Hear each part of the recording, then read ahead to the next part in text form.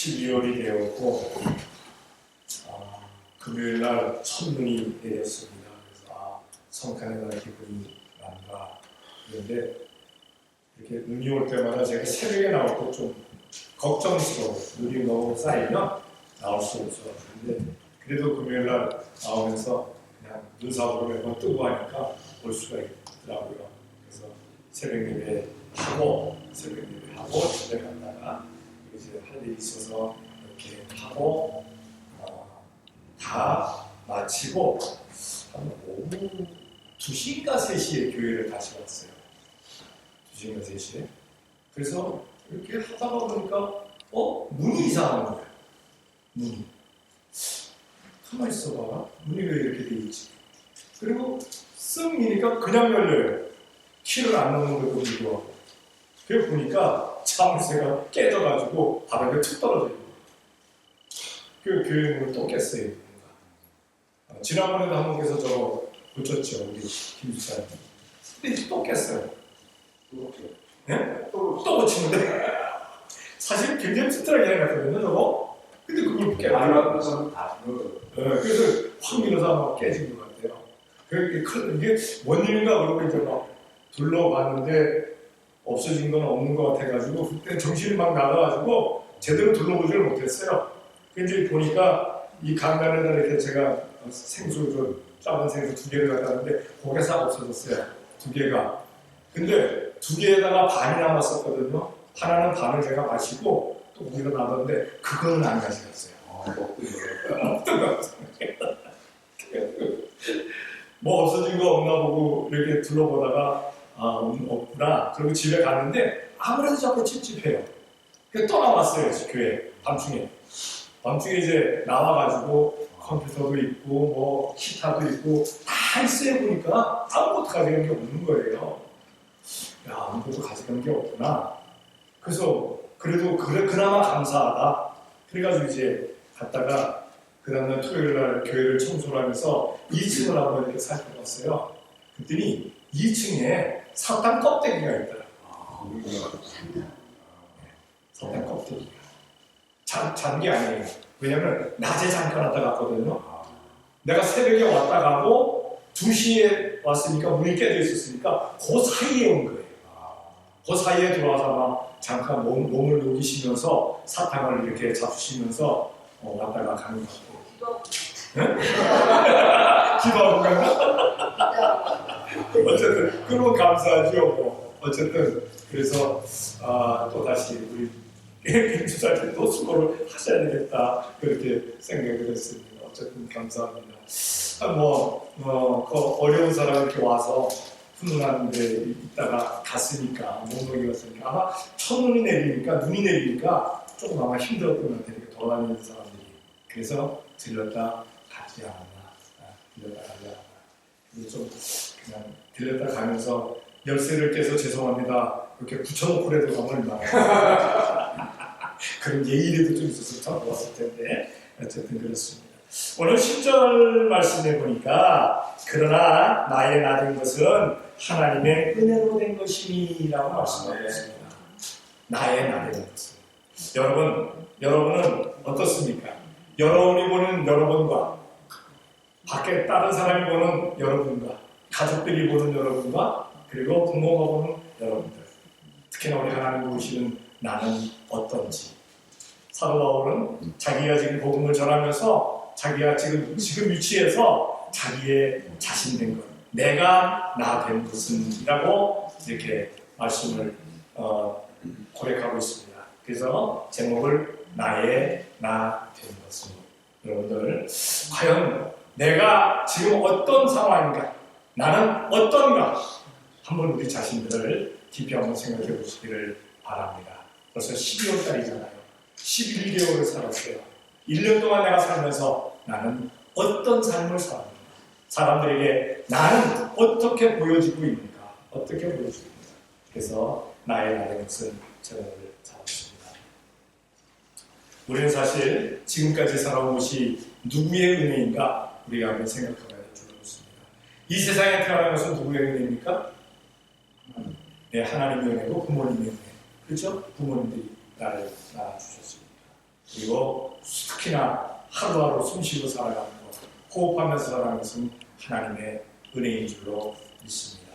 우리가 나의 나된 것은 지금 사도 바울이 고백하는 나의 나된 것은 지금 자기가 자신의 위치까지 지금 와 있는 것은 누구의 어떤 것인가 라고 말씀을 이렇게 하고 있으면서 오늘 본문에 보게 되면 자기가 지금 나된 것은 자기는 지극히 작은 사람이기 때문에 나는 지극히 작은 사람이라고 고백할 수 있는 겸손함이 나에게 있기 때문에 내가 지금 이렇게 하나님께 사용되어지고 있다라고 그렇게 고백을 하는 것을 보게 됩니다. 9절에 보니까 나는 사도 중에 지극히 작은 자라고 말씀하고 있습니다. 사도 중에. 사실 사도들 쭉 놓고 사도 바울까지 보게 되면 사도 바울이 나는 지극히 작은 자라고 고백할 만한 그러한 위치의 사람은 아닙니다. 배우기도 더 많이 배웠고 그리고 사람들과의 관계에 있어서 더 상류층의 사람들과 함께 있었고 집안 배경도 어찌 보면 더 좋습니다. 그러니까 더 커요. 그런데도 불구하고 내가 나된 것은 지극히 작은 그런 나다라고 그렇게 고백을 하고 있습니다. 하나님 앞에 쓰이는 사람들은요, 자기의 작은 것을 자랑할 줄 아는 사람입니다. 자기의 큰 것, 자기가 잘하는 것, 그런 것 자랑하는 것보다는 잘하는 것은 겸손하게 주님 앞에 내가 어떻게 사용되어주면 좋겠지만은 어쨌든 지극히 작은 자라고 고백하는 것, 그럴 때에 하나님께서 써주신다는 사실입니다. 여러분들은 어떻습니까? 하나님 앞에서 주님, 나는 지극히 작은 사람입니다. 나는 정말 아무것도 모르는 사람입니다. 라고 고백하고 있는지 우리 자신을 한번 스스로 돌아봐야 될 줄로 믿습니다. 성경을 한 번에 먼저 찾아보겠습니다. 출애굽기 4장 10절입니다. 다 같이 시작. 모세가 여호와께 고하되 주여 하나님을 가르치시옵소서. 주께서 주의 종에게 명하시되 그러하니 나는 이 어떻다고 생각하십니까? 이스라엘의 지도자들 가운데 모세와 같은 자가 다시는 일어남이 없었다라고 모세를 이스라엘 최고의 지도자로 성경은 말씀하고 있습니다. 이스라엘은 지금도 모세가 자기들의 민족적인 지도자였다고 그렇게 고백합니다. 근데 그가 말하기를 나는 입술이 둔한 자입니다. 말을 제대로 못합니다. 지도자가 되어서 말을 못한다고 하면 지도자 자격이 있습니까? 그는 지도자는 뭔가 말을 좀 할 줄 알아야 돼요. 너무 따바따바따바 이건 아니겠지만 그러나 정확한 말은 메시지가 그에게 있어야 된다는 사실. 모세, 그는 물에서 건짐을 받았다라는 이름의 뜻인 모세라는 이름을 가지고 있습니다. 그리고 그가 애굽 왕궁의 공주의 아들로 들어가가지고 40년 동안 왕궁에서 그 모든 왕자들이 배우는 모든 것을 다 배웠습니다. 교육을 다 받았어요. 그러니까 정말 얼마나 똑똑한 사람이겠어요. 얼마나 뛰어난 사람이겠어요.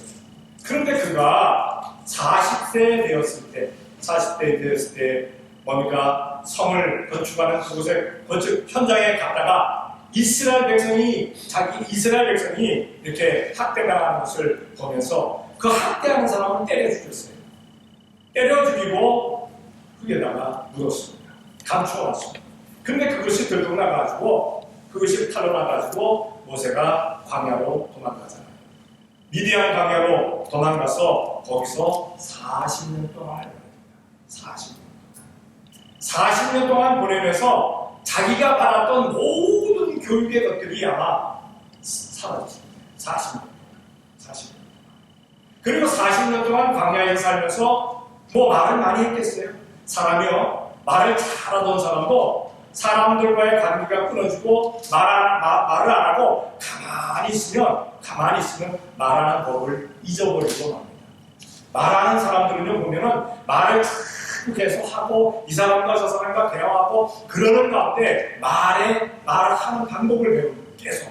아이들도 그렇잖아요. 부모가 말을 잘하는 아이들은요 정말 말 잘해요. 근데 부모가 어떠떠떠 하는 아이들은요 애들도 부모 따라서 어떠떠떠 합니다. 그래서 절대 아이들이 클 때 그 말더듬이 하더라도 같이 쓰면 안 돼요. 말더듬이다라고 같이 쓰면 말을 더듬어요. 아이도. 그게 옳은 줄 알고. 그러니까 모세가 40년 동안 말을 안 했었으니까, 요즘 말로 하면 입안에 곰팡이가 쓸 정도로 말을 안 했으니까 말을 잘하겠어요. 그런데 하루는 뭡니까? 80세가 됐더니 하나님께서 그를 부르셔서 민족의 지도자로 삼고자 하시는데, 모세는 하나님께서 주시는 그 말도 백성들에게 전할 그러한 그 말의 기술이 나에게 말 기술이 없습니다. 나는 말을 못하는 사람입니다. 라고 계속 강조를 하잖아요. 그래서 하나님께서 그 형 아론을 대신 말의 대변자로서 세워주신 것을 보게 됩니다. 사실 살아가면서 말 잘하는 사람들 보면요, 살짝 거짓말들을 좀 해요. 그렇죠? 진실된 말만 하는 사람들은요, 말 잘한다는 소리를 못 들어요. 근데 뭔가 감히시키는 사람들은 말 잘한다고 얘기합니다. 특히나 사기꾼들 보세요. 얼마나 말을 잘합니다. 말 잘합니다. 말 몇 마디 안 하는 것 같은데도 말을 잘한다는 소리를 들어요. 왜? 혹하게 만드니까. 그래서 성도들 가만히 보게 되면 세상 사람들과 성도들이 말싸움을 하게 되면 누가 이길 것 같아요? 대부분. 자, 세상 사람과 성도들의 말싸움이 있어요. 누가 이길 것 같아요? 세상 사람이 이깁니다. 성도들이 이기지를 못해요. 왜? 세상 사람들은 온갖 말을 섞어서 다 얘기하잖아요. 근데 성도들은 진리만을 얘기해야 되니까 이길 수가 없는 그러한 상황이라는 사실입니다. 그런데 모세는 이렇게 나는 말을 잘 못하는 사람입니다 라고 계속 하나님 앞에 아뢰게 될 때, 하나님께서는 그에게 대변자까지 세우시면서 이스라엘의 지도자 삼으신 것을 보게 됩니다. 자기는 말을 못하는 사람입니다. 나는 잘하는 사람입니다 라고 그렇게 고백하게 될 때 하나님께서 사용해 주셨다는 사실입니다. 그리고 이스라엘 사사 가운데도 정말 사사로서의 그러한 자격이 어쩔 것 같은 사람이 있어요. 굉장히 소심한 사람. 적군이 원수가 쳐들어오면은 자기의 밀타작한 것 빼앗길까봐 포도주 틀에 들어가서 밀타작을 조용히 하던 소심한 사람. 기드온입니다. 그 기드온을 하나님께서 사사로 사용하시면서 성경을 보면은 사사들 가운데 정말 엄청난 성과를 이루게 만드십니다. 그런데 그 기드온이 어떤 사람이냐? 나는 작은 사람입니다. 나는 정말 약한 사람입니다라고 그렇게 자기 스스로를 고백하고 있습니다. 성경을 한번 찾아볼게요. 사사기 6장 15절입니다. 다 같이 시작. 기도원이 내게 대답해 주여 내가 무엇으로 이스라엘을 구원하리까 보소서 나의 문화세 중에 기약하고 나는 내 하나님 중에서 제일 작은 자입니다. 자기 스스로를 알아요. 사사는 그래도 담대함이 있어야 되겠고 싸울 줄도 좀 알아야 될 거 아니에요. 근데 미디안 정말 기드온이 자기를 봤을 때 아무것도 없어요. 자기에게. 사사가 될 만한 그러한 능력이 자기에게 없어요. 므낫세는 어떤 지파입니까? 요셉의 두 아들 가운데 하나입니다. 요셉의 장남으로 태어났어요. 차남은 에브라임입니다. 그런데 할아버지, 요셉의 아버지 야곱이가 축복 기도를 해주면서 손을 어금박혀서 축복을 해줍니다. 므낫세에게 오른손을 얹고 에브라임에게 왼손을 얹어서 장자의 축복을 므낫세에게 해주어야 되는데 손을 어금막혔다고 했어요. 어금막혀가지고 왼손을 므낫세에게 얹고 오른손을 에브라임에게 얹었어요. 그래서 에브라임에게 오히려 장자의 복을 주었다는 거예요. 그러니까 그렇게 약한, 어쨌든 간에 약한 그런 족속이었다. 에브라임보다도 못한 그 족속 가운데 하나는 자기 집안, 자기 가족도 그렇게 작은 사람이었습니다라고 고백을 하고 있는 것을 보게 됩니다. 그런데 어떻게 했습니까? 하나님께서 기드온을 세우셔가지고 기드온 300명 용사를 통해가지고 그 적군 13만 5천을 칩니다. 13만 5천. 엄청난 전과를 이루는 거예요. 엄청난 전과. 엄청난 전과. 자기는 약한 자입니다. 나는 작은 자입니다. 우리가 이제 주님 앞에서 고백하게 될 때 주님 저는 아무것도 아닙니다. 약합니다. 고백하게 될 때 겸손의 자리로 내려가게 될 때 하나님께서 반드시 크게 사용하여 주실 줄로 믿습니다. 간혹가다가 저는 이런 사람들을 만납니다. 목사님 제가 이래봬도요 뭘 정말 잘해요. 다 잘할 수 있어요. 근데 그 뭐를 잘한다고 하면서 또 뭐라고 그럽니까? 아무개가 그 일을 하고 있는데 이 사람 그냥 뭔가 드러내고 내가 거기 앉으면 정말 잘할 거예요. 근데 꼭 재부지쳐요. 그런 사람들. 꼭 문제가 생기는 것을 보게 됩니다. 자기 교만을 앞세우게 되면요 하나님께서 사용하시를 않는다고 합니다. 내 겸손함을 하나님께서 사용하여 주심을 기억해 줄 믿습니다. 사도 바울은 나는 지극히 작은 자니이다 라고 고백을 하고 있습니다.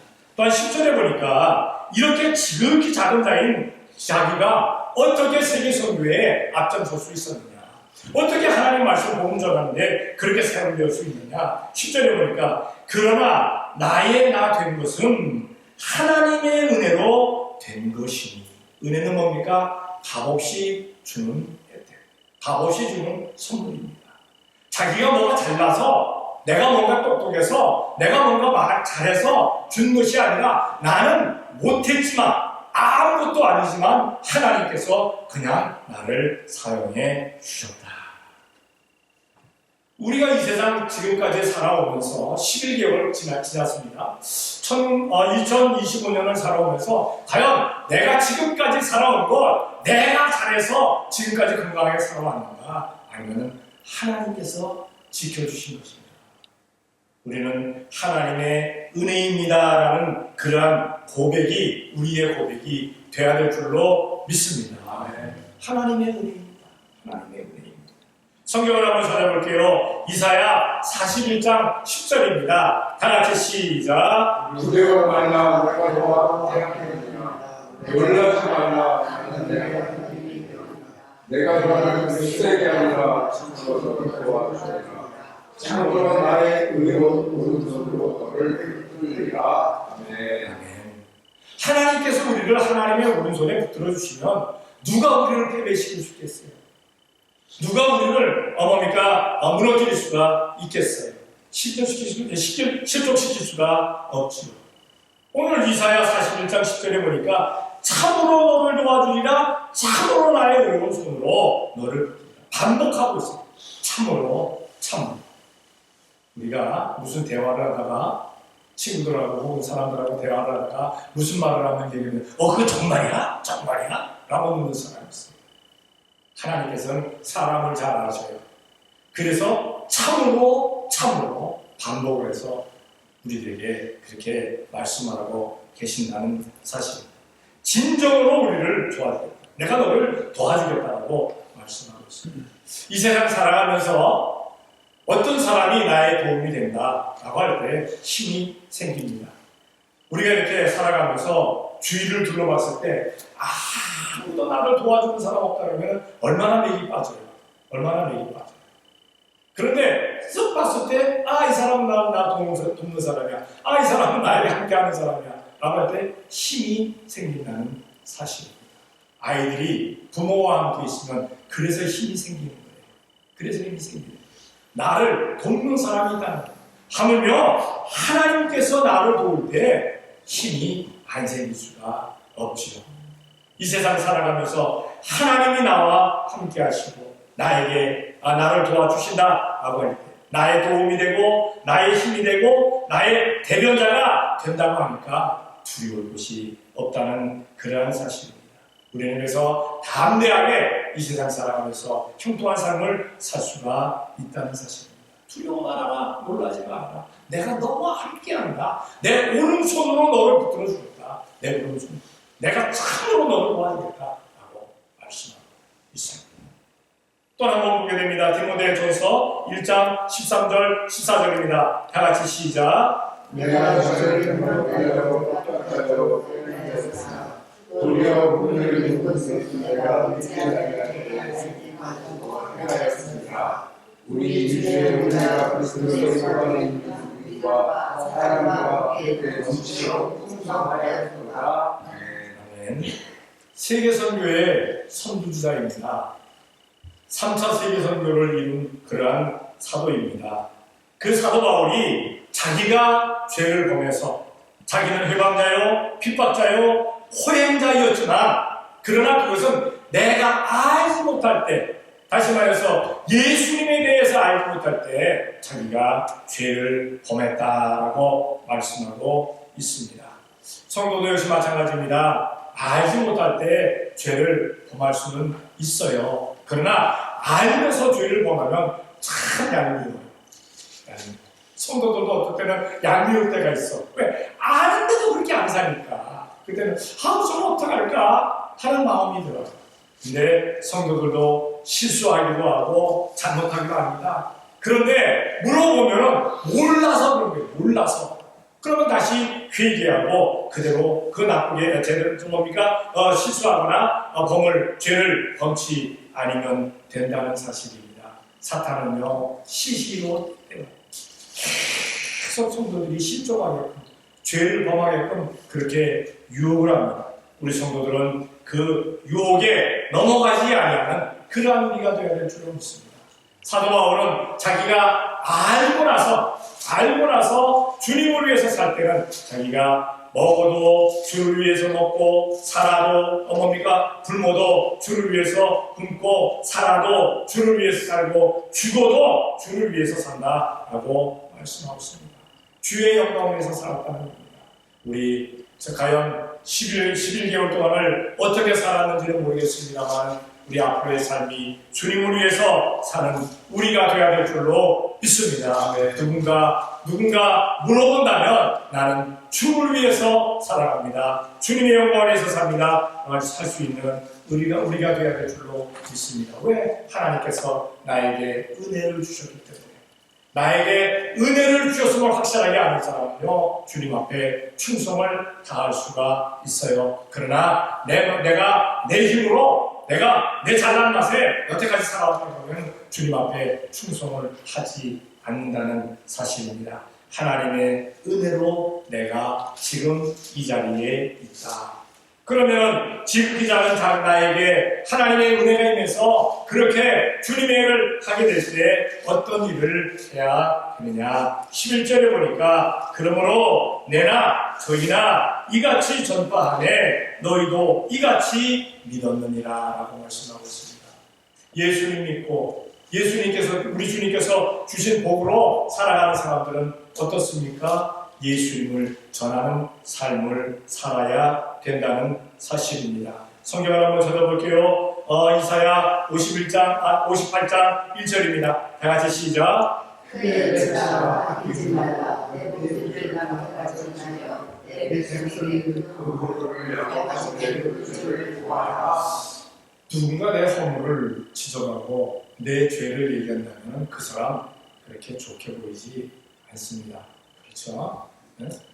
내 장점을 얘기해주고 내 잘난 맛을 얘기해주면 그 잘난 맛을 그 사람하고 함께 항상 이렇게 하려고 해요. 근데 이 말씀은 제가 신학교 다닐 때 산에 가서 철야기도 하면서 흔들리기도 하는데 이 말씀을 딱 주시는 거예요. 이 말씀을. 그래서 크게 외쳐서 크게 외칠 자신은 있습니다. 왜? 난 목소리가 올라갔으니까. 그래서 크게 외쳐라. 그리고 아끼지 말라. 내 목소리를 나팔같이 날려. 그까지는 참 좋았어요. 근데 내 백성에게 허물을 그들의 죄를 구하라. 남의 허물을 얘기하고 죄를 구하면요 좋아할 사람이 별로 없어요. 좋아할 사람이 별로 없어요. 강단에서 만나 회개해라. 야 약한 자도 독사 같은 것들아 한다면은 좋아할 사람이 별로 없어요. 그래서 제가 이거는 조금 여기는 조금 그렇습니다. 그러나 말씀을 주신 거니까 제가 이 말씀 붙들고 열심히 복음을 전했어요. 그래서 전도사 시절부터 열심히 허물을 구하기도 하고 죄를 구하기도 하고 죄범한 사람들에게 그냥 직설적으로 얘기하기도 하고, 그런데 그렇게 하다 보니까 어떤 역사가 일어나냐, 회개 운동이 일어났어요. 회개 역사가 일어났어요. 근데 반면에 또 한쪽에서는 뭐냐, 말싸움을 나한테 막 대듭니다. 자기가 뭘 잘못했다고, 혹은 뭐라고 얘기하느냐, 목사님, 아니 전도사 때도 전도사님, 혹은 목사님, 누가 가서 고자질 했지요? 내 잘못하면 고자질 했지요? 아니 그걸 강단에서 얘기합니까? 그걸 강단에서 깔 수 있습니까? 라고 얘기했죠. 저는 들어서 얘기한 게 아닙니다. 들어서 얘기하는데, 성경 말씀으로 회개하라. 죄를 고하다 보면요, 안 걸리는 사람 별로 없어요. 거의 걸립니다. 그런데 걸렸을 때 은혜 받은 사람은 어떡합니까? 회개합니다. 근데 걸렸을 때 시험에 드는 사람은 어떻습니까? 아, 저거 누가 고자질했구나. 아, 그거 못된 것 같은데요. 아니, 그리고 또 저 전도사가 저 목사가 돼가지고 강단에서 그런 얘기를 할 수 있어? 막 말이 되지. 우리는 어떤 자세가 되어야 될지. 누군가 기도하는 가운데 이런 허물이 있습니다, 이런 죄가 있습니다, 회개해야 됩니다 하면 아멘으로 받을 수 있는 우리가 돼야 될 줄로 믿습니다. 받아들여야 받아들여야. 그리고 성경을 또 한 군데 찾아볼게요. 사도행전 4장 20절입니다. 다 같이 시작. 사람이 살아가면서 제일 얌전해지는 것이, 말을 주의하는 것이 어느 장소일까요? 어느 장소? 교회일까요? 근데 교회 와서 막 떠드는 사람 많아요. 그렇죠? 시끄럽게 하는 사람도 있어요. 그럼 어딜까요? 집일까요? 집은 얼마나 자유스러워. 내 마음대로 말할 수 있지. 그런데 보게 되면 법정. 그렇죠. 법정.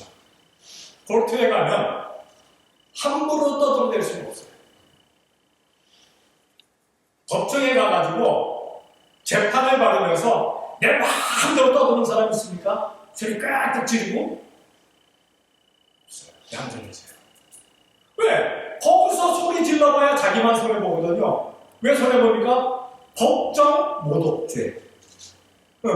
자기의 죄에다가 법정 모독죄가 또 들어가요. 그래서 어떻습니까? 법정에 갔으면은 이렇게 있다가 앉아있다가 판사가 딱 들어오면 됩니까? 다 일어나시죠. 다 일어나요.